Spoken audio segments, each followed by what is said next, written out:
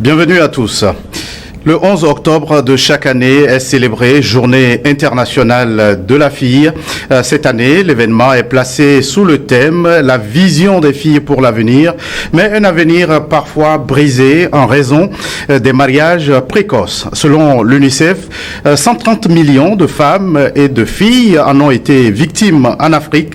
Au Togo, Wildaf Togo part en guerre contre ce phénomène. Nous en parlons sur ce plateau avec son directeur de communication, Eli Atipo. Merci d'avoir répondu à notre invitation. Merci, bonjour Gaëtan, bonjour à toutes et à tous. Monsieur Atipo, plus de 130 millions de femmes et de filles victimes de mariages précoces en Afrique.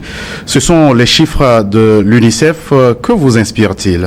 Ça fait froid dans le dos d'avoir un tel chiffre, 130 millions de filles et de femmes en Afrique victimes des mariages d'enfants, des mariages précoces. Et surtout au Togo, quand on regarde un peu les chiffres au Togo, au Mali, le Mali fait 52% de jeunes filles qui sont mariées avant l'âge de 18 ans. Le Togo, on est presque à 42%. Et donc, ce sont des chiffres qui doivent interpeller la conscience de tout un chacun de nous. C'est vrai que quand on se situe peut-être dans les mégalopoles ou bien en ville, on croit que ce phénomène n'existe pas, mais c'est un phénomène qui constitue véritablement un frein, non seulement pour l'avenir de ces jeunes filles, de ces jeunes femmes, mais aussi pour toute la nation, par là, pour tout le continent africain. Alors oui, mais comment expliquer ce phénomène? Y a-t-il des facteurs qui l'aggravent? Oui, il y a des facteurs qui l'aggravent parce que quand on prend cela au niveau de Wildaf, nous avons mené une étude qui nous montre d'abord qu'il y a d'abord les facteurs religieux qui sont là. Il y a je ne stigmatise personne, mais chez les peuples entre musulmans, vous allez regarder que le phénomène est plus croissant là-bas. Là, on admet vite de marier les enfants avant l'âge de 14, 15, 16 ans très rapidement. Il y a les facteurs socio-culturels qui comptent, où selon l'étude que nous avons réalisée, une jeune fille ne peut pas passer plus de 2 menstrues dans la maison de son père. Aujourd'hui, quand vous regardez que à 8 ans, à 10, 12 ans, une fille peut déjà passer ses menstrues. Donc, vous passez la première menstrue chez votre père. La deuxième, c'est que la troisième, vous la passez dans la maison d'un homme, d'un mari. Donc, imaginez une jeune fille de 12 ans ainsi, qui va se retrouver dans la maison d'un homme. Or, même pour vous, pour nous les adultes, on se casse la gueule avec le mariage. Imaginons un tout petit peu ces enfants. Il y a les facteurs économiques également qui jouent, où les parents, en dépit, parce qu'ils n'ont pas de moyens, ils sont obligés d'envoyer leur fille vers quelqu'un qui revient peut-être de l'Europe, qui se dit je viens de l'Europe, j'ai des moyens, bon ok, je donne ma fille, en contrepartie on va me donner la dot, la fille va subvenir à mes besoins et tout ça. Il y a aussi le facteur de l'échangisme. C'est comme si, un exemple, j'épouse votre sœur Gaëtan et que en retour vous devez venir épouser ma sœur, qu'elle soit d'accord ou pas, qu'elle soit jeune ou pas, on doit pouvoir y aller. Et sur les facteurs économiques, vous imaginez que même pour une dette de 5 000 francs, un parent, selon l'étude, a pu donner sa fille en mariage. Vous comprenez? Est-ce qu'aujourd'hui, pour une poule qui coûte 5 000 francs, on donne une fille en mariage? Est-ce qu'aujourd'hui, on ne peut pas se dire, oui, j'ai du bétail, je pourrais vendre ça pour payer la dette de 5 000 francs et garder ma fille? Il y a ces facteurs-là qui sont des facteurs qui sont endogènes à certaines cultures et qui font qu'aujourd'hui, le mariage d'enfants est un réel problème, un réel casse-tête dans ces milieux. Alors, vous avez rendu public votre rapport. Est-ce que vous vous êtes rendu compte que le phénomène, est-ce qu'il est d'une même ampleur dans toutes les régions ou bien il y a certaines qui sont plus touchées que d'autres? Il y a certaines qui sont touchées, certaines régions qui sont touchées plus que d'autres régions, puisqu'on va regarder, quand on regarde au niveau de la région des Savanes, c'est là où le phénomène est beaucoup plus élevé. L'étude a été faite essentiellement dans 3 préfectures, on va le dire. Dans le canton de Kriki, dans la préfecture de Tchamba, on a eu le canton de Takmamba dans la préfecture de Loti Sud et puis Tchanaga dans Loti. Et donc, quand vous regardez à Tchamba, on est presque à 40%. À Kriki, c'est à Kriki là, à Tchanaga, on est environ à 70% et à Takmamba, on est à 90%. Des jeunes filles qui se marient avant l'âge de 18 ans. ou bien qui se retrouvent dans les maisons des hommes avant l'âge de 18 ans. Et donc, par rapport à cela, avant ce projet-ci qu'on est en train de mener, le projet Agir pour l'abandon du mariage d'enfants, il y a eu un autre projet qui avait été mené et c'est toujours dans les mêmes régions. Ça voudrait dire le phénomène, il est persistant, il est dû à certains facteurs comme les facteurs socio-culturels et économiques dont je venais de parler entre-temps. Alors, quelles sont les conséquences pour la jeune fille lorsqu'elle est mariée avant l'âge de 18 ans? Alors, la conséquence immédiate, c'est que l'enfant ne peut plus aller à l'école. L'enfant ne peut plus aller en apprentissage. Parce que lorsque vous avez 14 ans et que vous portez un bébé, ce qui est clair, c'est que pendant le temps de cette grossesse, votre année scolaire est finie. Et surtout quand on va dans les milieux reculés, c'est que vous n'avez même plus la possibilité de revenir sur les bancs de l'école. Et donc ceci constitue d'abord un frein au développement de cette société, un frein au développement de la nation. Et n'oublions pas que ces enfants font face forcément à des violences basées sur le genre. Les maris sont parfois violents envers elles parce que c'est peut-être un jeune homme aussi ou bien un homme qui a déjà 3-4 femmes qui rajoute une à la femme et donc elle est victime forcément de violences basées sur le genre. Et c'est également sur les grossesses de ces enfants parce que quand on prend la structure d'une jeune fille à 14 ans, ce n'est pas la structure d'une fille de 20 ans, 22, 23 ans dont l'organisme est prêt à supporter une grossesse. Souvent ça finit par avoir des cas de fissures obstétricales dans les hôpitaux parce que le travail il va durer pendant longtemps et ça devient encore un autre casse-tête pour la société. Et donc ces enfants là qui se retrouvent très vite en situation de mariage avant l'âge légal de 18 ans deviennent en fait des charges sociales pour toute la société parce que les parents démissionnent. Très souvent c'est ça, les parents ils vont démissionner. Les parents vont dire ok, il faut y aller. Parfois quand on parle de mariage d'enfants, on se dit ça n'existe pas à Lomé, mais il y a une autre forme de ce mariage qui existe en quelque sorte. Le parent aujourd'hui, quand sa fille tombe enceinte, il dit ah non, tu ne peux plus rester à la maison chez moi, va rejoindre l'auteur de cette grossesse. À la fin le parent dit j'ai pas marié ma fille, mais quand vous lui dites va rejoindre l'auteur de cette grossesse, vous faites quoi? Vous donnez votre fille en quelque sorte, allez vas-y, va rester dans un foyer. Et ça c'est une charge sociale qu'on retrouve aujourd'hui. On est nombreux à revoir des enfants en train de mendier dans la rue et on est là à crier pourquoi on se retrouve ainsi. Il y a de l'incivisme. Voilà ainsi quelques conséquences qui peuvent en découler. Alors vous parcourez les hameaux les plus reculés dans le cadre de vos séances de sensibilisation. Est-ce que vous avez recueilli des témoignages que vous pouvez partager avec nous sur ce plateau? Énormément de témoignages où devant un juge, un père a renié sa fille parce que la fille refusait de se marier à celui à qui il voulait donner.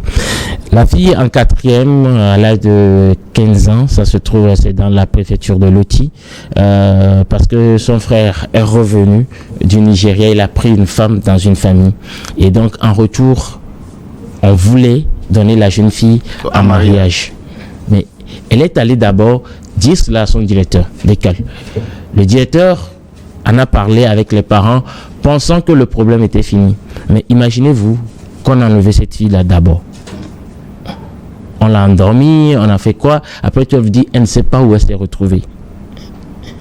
Et là, d'abord, quand on l'a enlevée, elle était obligée de faire face à la situation jusqu'au jour où elle trouve le moment de s'échapper et de revenir chez elle au village.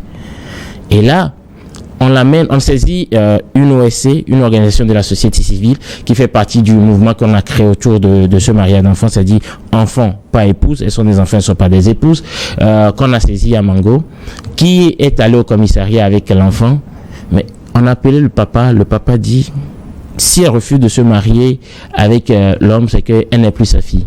Vous imaginez. Il y a une jeune fille à Tchamba qui a 16 ans, qui est allée au mariage d'une de ses cousines, comme ça se fait traditionnellement chez les musulmans. Il faut assister celle-là qui se marie et tout. Quand elle arrive à la maison là-bas, elle trouve un homme dont le mariage avait le même âge que l'enfant. C'est-à-dire son premier mariage avait 17 ans déjà. Donc, il s'était marié au moment où la fille elle naissait. Et elle approche la fille que non, elle veut la fille et tout. La fille, dans sa mentalité, dit ok, va voir mon père. En se disant, ok, quand tu iras chez mon père, parce que je fréquente, mon père te dira non. Un beau jour, on l'appelle, on dit, ok, voilà, les gens viennent avec la cola, les histoires de dot, que c'est toi-même qui as envoyé l'homme vers moi. Mais la fille dit non. L'intention, c'était que tu puisses lui dire, ma fille est encore petite, elle ne peut pas se marier. Autant de témoignages qui prouvent l'ampleur du phénomène du mariage précoce chez les jeunes filles au Togo. Alors, face à ce tableau que vous avez peint sur ce plateau, quelles sont les actions que vous menez sur le terrain?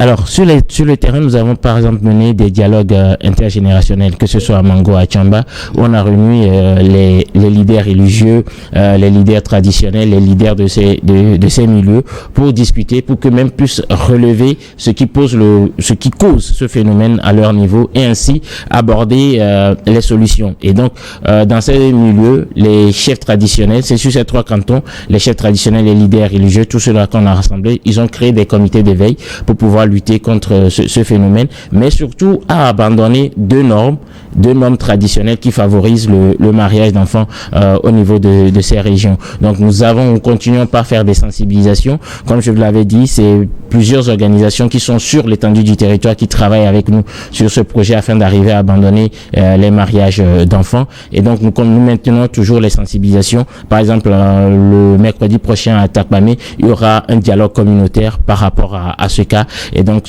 dans tous les hameaux, nous essayons d'y aller pour pouvoir parler, pour pouvoir sensibiliser à l'abandon du mariage des enfants au Togo. Alors, quelle assistance vous garantissez à ces enfants victimes de ces mariages précoces lorsque vous êtes abordé? Comment est-ce que vous agissez face à des cas? Alors, lorsqu'on est abordé dans un premier temps, nous essayons d'établir la discussion avec les familles pour regarder comment est-ce qu'on peut résoudre. Mais si on trouve que les gens sont récalcitrants, nous savons que la loi protège l'enfant au Togo, même si cette loi présente quelques failles, elle protège l'enfant au Togo. Donc nous mettons la justice en marche, ou bien la police en contact pour pouvoir résoudre cela. Mais souvent avec nos OSC, nous regardons comment est-ce que nous pouvons replacer ces enfants, leur apporter un soutien si c'est un apprentissage, ou bien nous assurer que ces enfants continuent par aller à l'école. Ce sont des initiatives qui nous tiennent à cœur. Si l'enfant ne peut pas aller à l'école, au moins que l'enfant apprenne à faire un métier qui lui permettra d'avoir une certaine autonomisation et de se prendre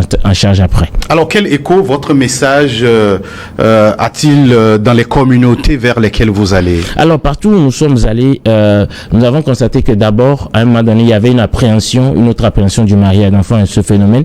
Et dans certaines régions, les gens ont commencé par connaître le mécanisme de dénonciation. Avant, ils ne savaient pas qu'est-ce qu'il faudrait faire lorsque on est face à un cas de mariage d'enfants, et donc ça perdurait. Et donc, nous avons un écho favorable, même jusqu'au ministère de l'Action sociale. Nous avons été reçus pour présenter ce projet. Ils sont tout à fait emballés à aller sur ce projet avec nous, à continuer à travailler avec nous. Et donc, dans les milieux, déjà, quand on a des témoignages, des dénonciations sur ces cas de mariage d'enfants, c'est la preuve que nous essayons d'avoir un impact sur ces populations. Et c'est vrai, c'est une lutte de longue haleine, mais nous espérons pouvoir arriver quand même à réduire drastiquement ce phénomène au Togo. Alors, qu'est-ce que ça veut dire que maintenant, les langues sont déliées, on arrive de plus en plus à dénoncer ces cas? Oui, on arrive à dénoncer de plus en plus ces cas. La dernière fois, quand nous étions en atelier de partage tant au Togo qu'avec le Mali, nous avons vu qu'il y a assez de cas qui ont été dénoncés, assez de cas qui ont été pris en charge. Il y a maintenant plusieurs chefs traditionnels qui sont beaucoup plus engagés dans cette lutte. Vous savez que quand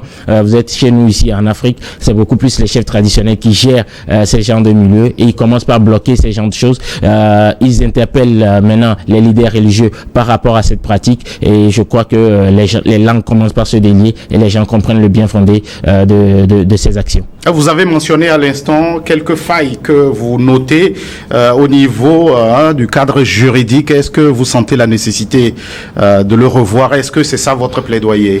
Justement, c'est notre plaidoyer en ce sens, parce que quand vous prenez le code de la famille qui dispose que qui met une exception que la fille peut se marier à 16 ans. Cette exception là, elle est très mal comprise dans certaines régions où ça justifie. C'est une exception, c'est pas la règle en fait. Et donc les leaders se basent sur ça pour pouvoir marier les enfants. Et nous disons, ok, si ça n'est ainsi, malgré les sensibilisations, il faudrait que l'État prenne ses responsabilités et qu'on supprime totalement cette disposition-là. Et nous ne sommes pas les seuls d'ailleurs, puisque l'État togolais a été interpellé déjà par l'évaluation des pairs, le PU, pour pouvoir s'arrimer sur la norme, c'est-à-dire une fille à 18 ans, majeure, a la capacité de prendre ses décisions. À 16 ans, une fille n'est pas encore majeure pour savoir ce que c'est que le mariage. Même si elle est tombée enceinte, ça ne devrait pas dire d'envoyer cette fille-là en mariage. Et donc, notre plaidoyer que nous portons, c'est que l'État essaye d'arrimer sa loi à l'international pour que ça soit clairement dit que c'est à 18 ans au Togo.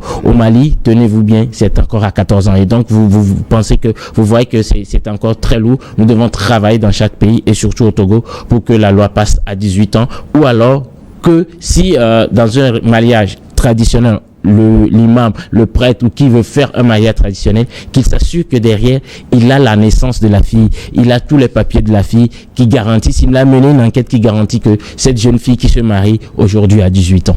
Alors, vous avez beaucoup travaillé dans deux régions, hein. Vous avez parlé de la région centrale et celle des savanes. Est-ce que vous avez en perspective d'intensifier vos sensibilisations dans d'autres régions? Alors, nous y allons étape par étape. Aujourd'hui, sur ce projet, nous sommes dans ces deux régions. Nous espérons pouvoir mettre en place un autre projet qui va prendre en compte les autres régions. Je n'oublie pas, dans le Bas-Mono ou dans le Vaud, c'est un phénomène qui existe. Et également, il y a des retours qui nous viennent de la préfecture de Kloto également par rapport à ce phénomène. Nous allons essayer du côté de Wildaf, Togo et Wildaf, Afrique de l'Ouest, de voir dans quelle mesure nous pouvons toucher d'autres secteurs, d'autres régions du Togo avec ce projet pour lutter efficacement contre ce phénomène de mariage d'enfants.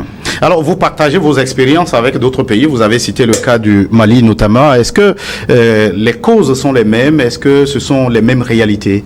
Alors, les réalités sont pratiquement les mêmes, à quelques exceptions près, parce que nous n'oublions pas que nous sommes en Afrique et les structures africaines sont pratiquement les mêmes. Mais sauf que la tendance au Mali, c'est que là, le pouvoir religieux a plus de poids que le pouvoir politique. Ici, au Togo, le politique a plus de poids que le religieux. Et donc là, j'avais parlé déjà de cette façon. Il y a des leaders religieux qui sont entre griffes traditionnels, qui restent campés pour se dire, oui, il est de bonne cause de marier l'enfant jeune, parce que l'enfant commence par partir de garçon en garçon, il faut la marier. Mais quand l'enfant part de garçon en garçon, moi je me pose la question, qu'est-ce que nous, les parents, nous avons fait? Quelle éducation nous avons donné à notre enfant? C'est le lieu d'appeler à la responsabilité des parents. Très clairement, les parents d'abord, l'éducation, ça commence à la maison, c'est de pouvoir éduquer les enfants, c'est de poser le débat clairement avec ses enfants, c'est de leur dire, écoutez, vous êtes jeune fille, vous allez avoir vos menstrues, c'est de poser la question du droit à la santé sexuelle et reproductive, d'en parler avec les enfants, de les sensibiliser d'abord, et puis après, on avisera comment est-ce qu'il faudrait mieux contrôler ces enfants afin qu'ils n'aillent pas d'homme en homme, comme ils le prétendent, pour donner ses filles en mariage. Eli Atipo, merci d'être passé sur ce plateau. Tout un plaisir pour moi, Gaëtan. Vous êtes chargé à la communication de Wildaf Togo, vous êtes journaliste, il faut le rappeler. Merci à vous qui êtes restés en notre compagnie. À très vite pour un autre numéro de votre émission Focus.